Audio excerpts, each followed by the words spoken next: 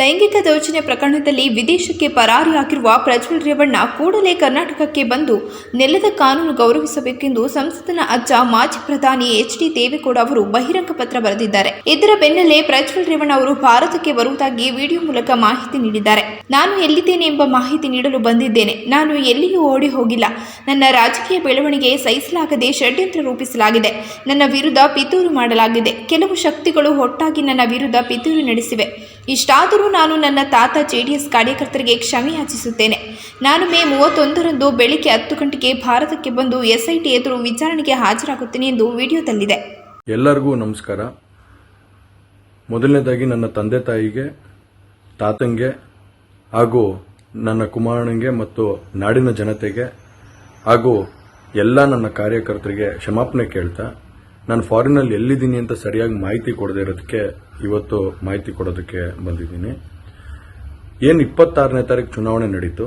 26ನೇ ತಾರೀಕು ಚುನಾವಣೆ ನಡೆದಂಥ ಸಂದರ್ಭದಲ್ಲಿ ಅವತ್ತು ನನ್ನ ಮೇಲೆ ಯಾವುದೇ ರೀತಿ ಒಂದು ಪ್ರಕರಣ ಆಗಲಿ, ಯಾವುದೇ ಒಂದು ಕೇಸ್ ಆಗಲಿ ಏನೂ ಇರಲಿಲ್ಲ. ಎಸ್ಐಟಿನೂ ಕೂಡ ರಚನೆ ಆಗಿರಲಿಲ್ಲ. ಈ 26ನೇ ತಾರೀಕು ನಾನು ಫಾರಿನ್ ಹೋಗೋದು ಕೂಡ ಇದು ಮುಂಚೆನೇ ಪ್ರೀ ಪ್ಲಾನ್ ಆಗಿತ್ತು.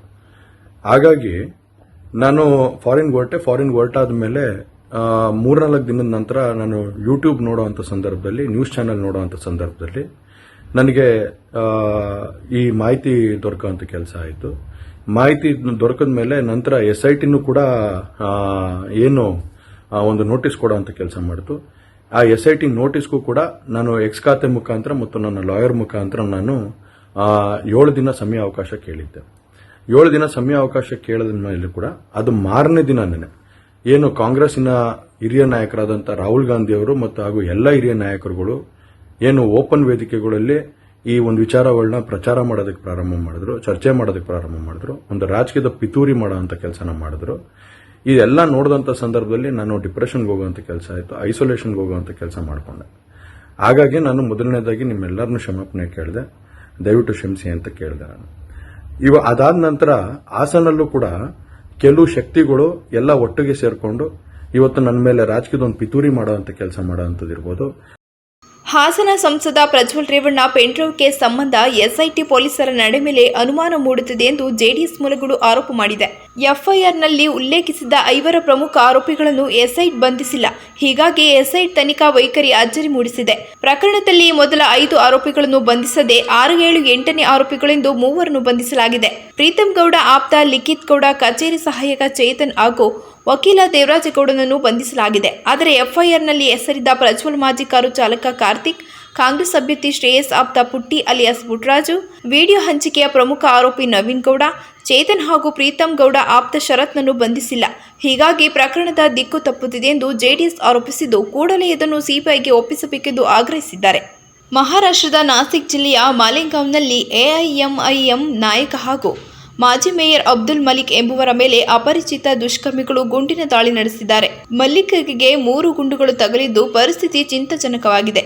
ಘಟನೆಯ ನಂತರ ಸ್ಥಳದಲ್ಲಿ ಉದ್ವಿಗ್ನ ವಾತಾವರಣ ನಿರ್ಮಾಣವಾಗಿದ್ದು ಬಿಗಿ ಪೊಲೀಸ್ ಭದ್ರತೆ ಮಾಡಲಾಗಿದೆ. ಭಾನುವಾರ ರಾತ್ರಿ ಅಬ್ದುಲ್ ಮಲಿಕ್ ಮಾಲೆಗಾಂವ್ ಚೌಕ್ನಲ್ಲಿರುವ ಹೋಟೆಲ್ ಒಂದರಲ್ಲಿ ಟೀ ಕುಡಿಯುತ್ತಾ ಕುಳಿತಿದ್ದಾಗ ಬೈಕ್ನಲ್ಲಿ ಬಂದ 3 ಸುತ್ತು ಗುಂಡು ಹಾರಿಸಿದ್ದಾರೆ. ಅಬ್ದುಲ್ ಮಲಿಕ್ ಅವರ ಕೈ, ಕಾಲು ಮತ್ತು ಎದೆಗೆ ಗುಂಡುಗಳು ತಗುಲಿವೆ. ಇದೀಗ ಆಸ್ಪತ್ರೆಯಲ್ಲಿ ಚಿಕಿತ್ಸೆ ಪಡೆಯುತ್ತಿದ್ದು ಆರೋಗ್ಯ ಗಂಭೀರವಾಗಿದೆ ಎಂದು ಪೊಲೀಸರು ತಿಳಿಸಿದ್ದಾರೆ. ಎಐಎಂಐಎಂ ಕಾರ್ಯಕರ್ತರು ಬೀದಿಗಿಳಿದು ಪ್ರತಿಭಟನೆ ನಡೆಸಿದ್ದಾರೆ. ಪೊಲೀಸರು ಸ್ಥಳಕ್ಕೆ ಆಗಮಿಸಿ ಪಂಚನಾಮೆ ನಡೆಸಿದ್ದು ಆರೋಪಿಗಳ ಪತ್ತೆಗೆ ಸಿಸಿಟಿವಿ ದೃಶ್ಯಾವಳಿಗಳ ಮೊರೆ ಹೋಗಿದ್ದಾರೆ. ಆದರೆ ಗುಂಡಿನ ದಾಳಿ ನಡೆದ ಸ್ಥಳದಲ್ಲಿ ಸಿಸಿಟಿವಿ ಇರಲಿಲ್ಲ ಎಂದು ಹೇಳಲಾಗುತ್ತಿದೆ. ಇಂಡಿಯಾ ಮೈತ್ರಿಕೂಟ ಕೋಮುವಾದಿ ಮತ್ತು ಜಾತಿವಾದಿಯಾಗಿದೆ. ಮುಸ್ಲಿಮರಿಗೆ ಮೀಸಲಾತಿ ನೀಡಲು ಅವರು ಸಂವಿಧಾನ ಬದಲಿಸಲು ನಿರ್ಧರಿಸಿದ್ದಾರೆ ಎಂದು ಪ್ರಧಾನಮಂತ್ರಿ ನರೇಂದ್ರ ಮೋದಿ ಟೀಕಿಸಿದರು. ಮಿರ್ಜಾಪುರ ಲೋಕಸಭಾ ಕ್ಷೇತ್ರದಿಂದ ಎನ್ಡಿಎ ಮೈತ್ರಿಕೂಟದ ಪಾಲುದಾರ ಆಪ್ನದಳದ ಅಭ್ಯರ್ಥಿ ಅನುಪ್ರಿಯಾ ಪಟೇಲ್ ಮತ್ತು ರಾಬರ್ಟ್ಸ್ಗಂಜ್ ಕ್ಷೇತ್ರದ ಅಭ್ಯರ್ಥಿ ರಿಂಕಿ ಕೋಲ್ ಅವರ ಪರವಾಗಿ ಭಾನುವಾರ ಚುನಾವಣಾ ಪ್ರಚಾರ ಸಭೆಯಲ್ಲಿ ಅವರು ಮಾತನಾಡಿದರು. ಇಂಡಿಯಾ ಮೈತ್ರಿಯ ನಾಯಕರು ಕಟ್ಟ ಕೋಮುವಾದಿ, ಜಾತಿವಾದಿ ಮತ್ತು ಕುಟುಂಬವಾದಿಗಳಾಗಿದ್ದಾರೆ. ಇಂಡಿಯಾ ಒಕ್ಕೂಟ ಅಧಿಕಾರಕ್ಕೆ ಬಂದರೆ ಕಾಶ್ಮೀರದಲ್ಲಿ ಆರ್ಟಿಕಲ್ 370 ಪುನಃ ಜಾರಿಗೆ ತರುವುದಾಗಿ ಹೇಳುತ್ತಿದ್ದಾರೆ. ಜೊತೆಗೆ ಸಿಸಿಎ ಪೌರತ್ವ ತಿದ್ದುಪಡಿ ಕಾಯ್ದೆ ಕೂಡ ರದ್ದುಗೊಳಿಸುತ್ತಾರೆ.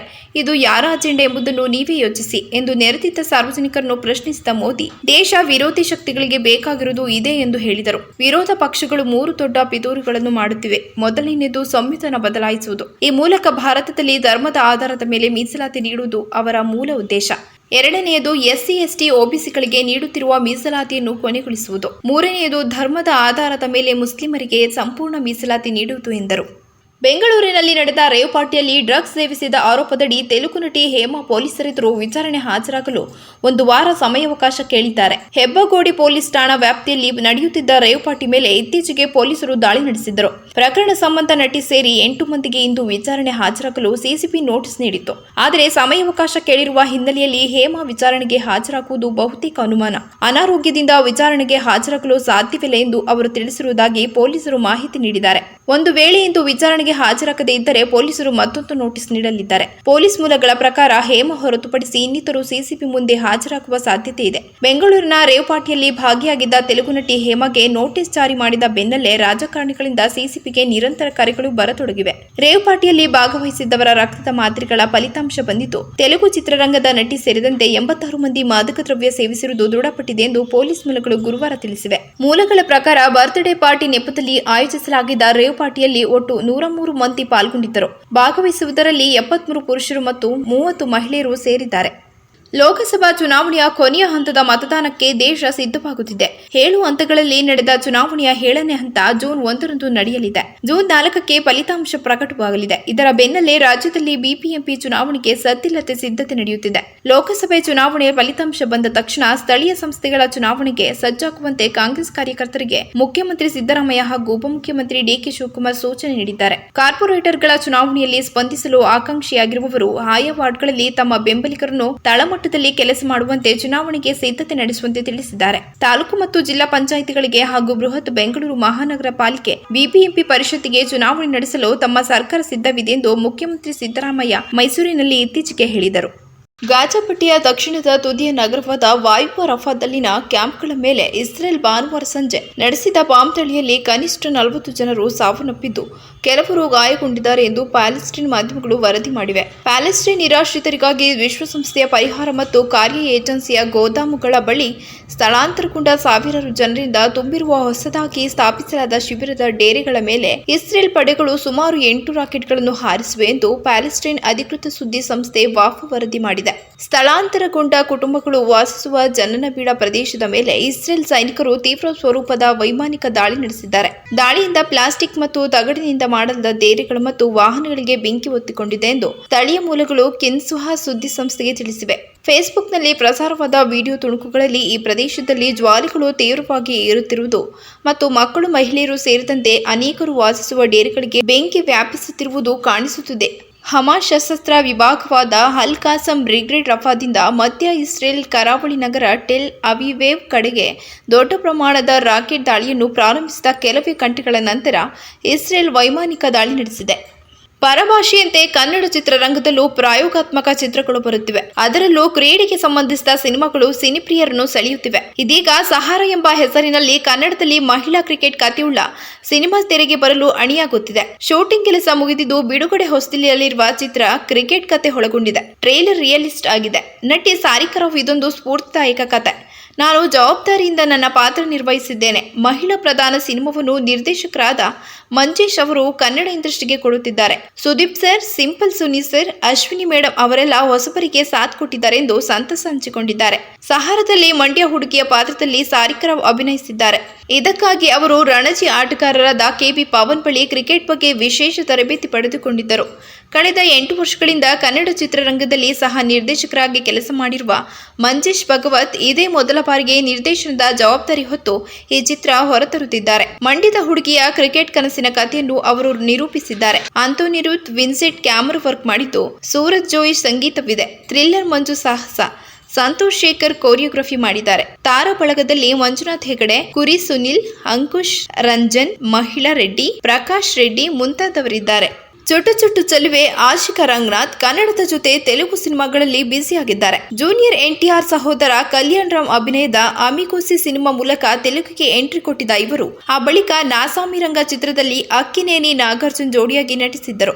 ಇದೀಗ ಮೆಗಾಸ್ಟಾರ್ ಚಿರಂಜೀವಿ ಅವರೊಂದಿಗೆ ನಟಿಸುವ ಅವಕಾಶ ಪಡೆದಿದ್ದಾರೆ. ಹೌದು, ಚಿರಂಜೀವಿ ಅಭಿನಯಿಸುತ್ತಿರುವ ವಿಶ್ವಂಬರ ಚಿತ್ರದಲ್ಲಿ ಆಶಿಕಾ ರಂಗನಾಥ್ ಪ್ರಮುಖ ಪಾತ್ರಗಳಲ್ಲಿ ಬಣ್ಣ ಹಚ್ಚಲಿದ್ದಾರೆ. ಅವರ ಪಾತ್ರದ ಬಗ್ಗೆ ಪ್ರೇಕ್ಷಕರಲ್ಲಿ ನಿರೀಕ್ಷೆ ಹೆಚ್ಚಿದೆ. ಯುವಿ ಕ್ರಿಯೇಷನ್ ಬ್ಯಾನರ್ ಅಡಿ ವಿಕ್ರಮ್ ವಂಶಿ ಹಾಗೂ ಪ್ರಮೋದ್ ಸೇರಿ ಚಿತ್ರ ನಿರ್ಮಿಸುತ್ತಿದ್ದಾರೆ. ಬಿಂಬಿಸಾರ ಚಿತ್ರ ನಿರ್ದೇಶಿಸಿದ್ದ ವಶಿಷ್ಠ ವಿಶ್ವಂಬರಕ್ಕೆ ಆಕ್ಷನ್ ಕಟ್ ಹೇಳುತ್ತಿದ್ದಾರೆ. ಆಸ್ಕರ್ ವಿಜೇತ ಎಂ ಕೀರವಾಣಿ ಈ ಸಿನಿಮಾಗೆ ಸಂಗೀತ ನೀಡುತ್ತಿದ್ದಾರೆ. ಚೋಟಾ ಕೆ ನಾಯ್ಡು ಛಾಯಾಗ್ರಹಣ ನಿರ್ವಹಿಸುತ್ತಿದ್ದರೆ ರಾಮಲಕ್ಷ್ಮಣ ಸಾಹಸ ನಿರ್ದೇಶನ ವಿಶ್ವಂಬರಕ್ಕಿದೆ. 2025ರ ಸಂಕ್ರಾಂತಿ ಹಬ್ಬಕ್ಕೆ ಈ ಸಿನಿಮಾ ಬಿಡುಗಡೆಯಾಗಲಿದೆ.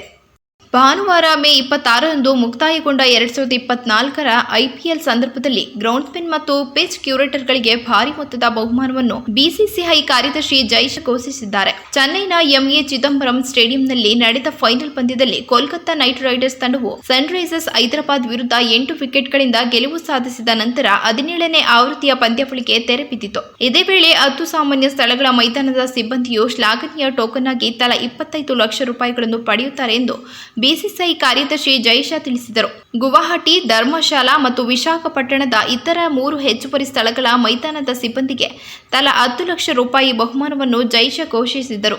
ನಮ್ಮ ಯಶಸ್ವಿ T20 ಆವೃತ್ತಿಯ ಅಸಾಧಾರಣ ಹೀರೋಗಳು ಮೈದಾನಗಳ ಸಿಬ್ಬಂದಿ ಕಠಿಣ ಹವಾಮಾನ ಪರಿಸ್ಥಿತಿಗಳಲ್ಲಿಯೂ ಸಹ ಅದ್ಭುತವಾದ ಪಿಚ್ಗಳನ್ನು ಒದಗಿಸಲು ದಣಿವರಿಯಿಲ್ಲದೆ ಕೆಲಸ ಮಾಡಿದ್ದಾರೆ. ನಮ್ಮ ಶ್ಲಾಘನೀಯ ಸಂಕೇತವಾಗಿ 10 ಸಾಮಾನ್ಯ IPL ಸ್ಥಳಗಳ ಗ್ರೌಂಡ್ಸ್ಮನ್ ಮತ್ತು ಕ್ಯೂರೇಟರ್ಗಳು ತಲಾ 25 ಲಕ್ಷ ರೂಪಾಯಿಗಳನ್ನು ಸ್ವೀಕರಿಸುತ್ತಾರೆ. 3 ಹೆಚ್ಚುವರಿ ಸ್ಥಳಗಳ ಗ್ರೌಂಡ್ಸ್ಮನ್ ಮತ್ತು ಕ್ಯೂರೇಟರ್ಗಳು ತಲಾ 10 ಲಕ್ಷ ರೂಪಾಯಿಗಳನ್ನು ಪಡೆಯುತ್ತಾರೆ. ನಿಮ್ಮ ಸಮರ್ಪಣೆ ಮತ್ತು ಕಠಿಣ ಪರಿಶ್ರಮಕ್ಕೆ ಧನ್ಯವಾದಗಳು ಎಂದು ಜೈಶಾ ಎಕ್ಸ್ ಖಾತೆಯಲ್ಲಿ ಬರೆದುಕೊಂಡಿದ್ದಾರೆ.